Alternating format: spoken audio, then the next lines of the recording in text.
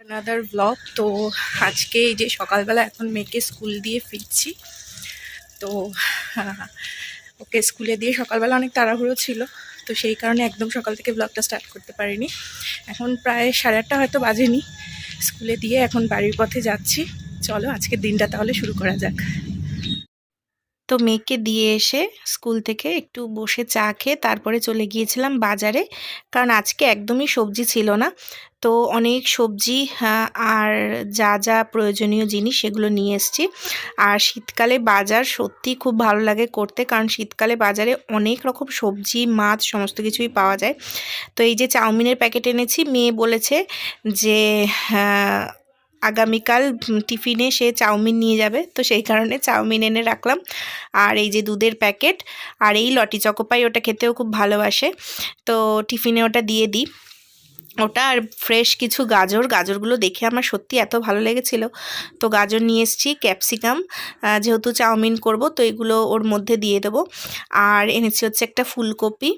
যাই হোক, শীতকালে বাজার করতে খুবই ভালো লাগে। আর এদিকে দেখো মাছ, শসা, টমেটো, কাঁচা লঙ্কা সব ছিল।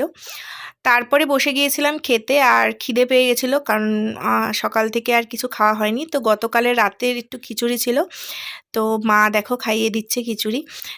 প্রায় সময়ই যখন আমি একা থাকি তখন মনে হয় কেউ একটু খাইয়ে দিলে ভালো লাগে, তো সেরকমই মা যেহেতু সঙ্গে আছে এখন, তাই মা দেখো খাইয়ে দিচ্ছে মেয়েকে। আর খাচ্ছি আর দুজন মিলে গল্প করছি, কারণ আমাদের পাশের ঘরের হচ্ছে যারা থাকেন তাদের এক ছেলের বিয়ে আর কি, এই পরশুদিন। তো সেই কারণে আমরা দুজন বসে গল্প করছিলাম, সেই বিয়ে নিয়েই কথা বলছিলাম, কী পরে যাব না যাব, যাই হোক। আর এই যে আমাকে খাইয়ে দিচ্ছে, এটা যদি আমার মেয়ে থাকতো তাহলে দেখতে কি করতো, কারণ ও খুব হিংসা পায়, কারণ দিদুন মাকে খাইয়ে দিলে, কারণ দিদুন হচ্ছে ওর একা, এরকম আর কি ব্যাপার।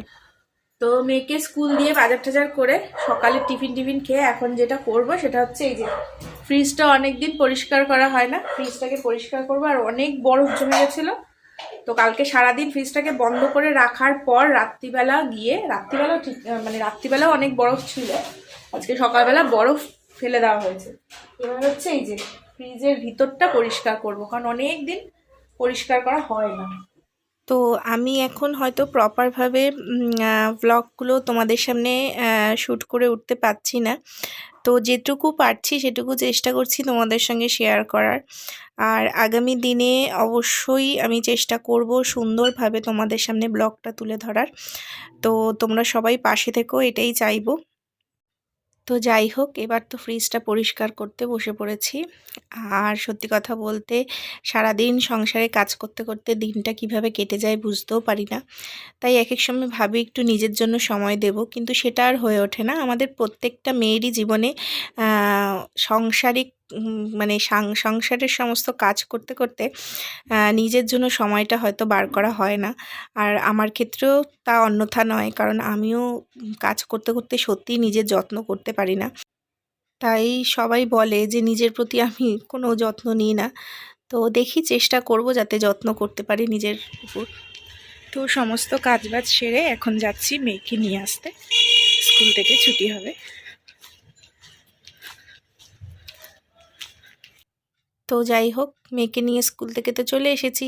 আর এই দেখো এখানে আজকে রান্না দেখিয়ে দিই, এখানে স্যালাড আছে, আর একটু কুমড়ো আর উচ্ছে ভাজা আছে, অল্প একটু ছিল সেটাই মা করেছে। আর গতকালের কচু বাটা ছিল সেটা। আর এখানে এই যে আমি মাছ এনেছিলাম, রুই মাছ, এটা মাছটা তুলে রেখেছে। আর এখানে ফুলকপি আলু দিয়ে আর কি ঝোলটা। আর রয়েছে হচ্ছে এখানে পুঁই মিটুলি, মানে পুঁই শাকের যে বীজটা সেটা। তো এখন সন্ধ্যাবেলা দেখো তোমাদের দাদা এখানে যাতে মশা না ঢোকে নেট লাগিয়েছে, মানে মশারি লাগিয়েছে কেটে, বাট সেটা খুলে গেছে। আমি আর মা সেই নিয়েই হাসাহাসি করছিলাম। যাই হোক, মা এখানে আজকে সন্ধ্যার সময় মাই চা বানাচ্ছে, আমি আর বানাইনি, কারণ আমার শরীরটা একদম ঠিক নেই বলতে আমার কোমরে প্রচণ্ড পেন হচ্ছিল, তো সেই কারণে আমি আর করিনি, কোনো কাজ করিনি। আর এদিকে দেখো তোমাদের দাদা অফিস থেকে ফেরার পথে বন্ধুদের সঙ্গে একটু আদ্যাপীঠে গিয়েছিল, তো সেই আদ্যাপীঠের থেকে ভোগ আর কি এনেছে। তো সেটা আমরা সবাই প্রসাদ আর কি গ্রহণ করেছি। তো এখন পটুর জন্য রেখে দিয়েছিলাম, তো পটুকেই সেটা দিচ্ছিলাম। আর জিজ্ঞেস করছে কি আছে এটাতে, কারণ ও জানতো না এই ব্যাপারটা। ওকে বেশি বলিনি, কারণ বললে পরে ও ভাববে, মানে বলতো যে আমাকে নিয়ে গেলেন, এই যে একটু পায়েস ছিল। যাই হোক, প্রসাদ যেটুকু পাবে ওইটুকুতেই সন্তুষ্ট, ওইটুকুই খেতে অনেক ভালো লাগে। আর এই দেখো নমস্কার করে পটু এখন খাচ্ছে। তো আজকে ওই দেখো, ও এমনিতেও পটু পায়েস খেতে খুবই ভালোবাসে। যাই হোক, মা এখানে আমাদের চা দিয়ে গেল আর আমরা একসঙ্গে বসে চা খেলাম। তো এখন একটু আমি বিশ্রাম নিই, কারণ কোমরটা প্রচণ্ড ব্যথা করছে। আচ্ছা তুই কাঁদছিস কেন আগে বল আমাকে। আচ্ছা ও কাঁদছে কেন সেটা বল। কাঁদছিস কেন? বল কাঁদছিস কেন বল। লুডো খেলায় হেরে গেছে বলে কাঁদছে। আমাকে চিমটি কাটছে আবার। আর লুডো খেলায় হেরে গেছে বলে কাঁদছে। এ বাবা, খেলায় হেরে গেছে। এই বাবার মেয়ে খেলেছে, খেলে বাবার মেয়ে হেরেছে দুজনেই।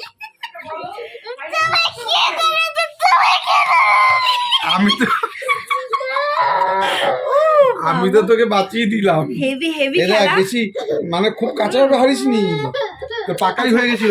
আমরা লুডো খেলছিলাম, একটা গুটিতে হেরেছি, সেই খেলায় হেরে গেছে বাবা মেয়ে, তার জন্য এত কান্নাকাটি ভেবো না কিছু হয়েছে। একটা গুটিতে হেরেছিস, একটা গুটিতে। আরেকবার হবে নাকি? হ্যাঁ চল আরেকবার হবে। একটু মুখটা দেখি না, একবার একটু দেখাও না, একটু মুখটা দেখি না। আচ্ছা কে এরকম কাঁদে, মনে হচ্ছে যেন পরীক্ষায় ফেল করে গেছে। একবার খেলবি। আচ্ছা একবার মুখ দেখি একটু একটু। আচ্ছা এবার যে হেরে যাবে সে চকলেট পাবে। একবার মুখটা দেখি, একবার দেখি না, একবার। যাই হোক, তোমরা দেখেছো বাড়িতে এরকম ছোট সদস্য থাকলে লুডুতে জিতিয়ে দিও, নাহলে এরকম শুনতে হবে।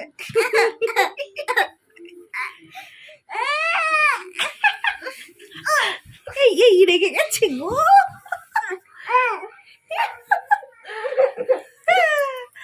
বাবা কি অবস্থা।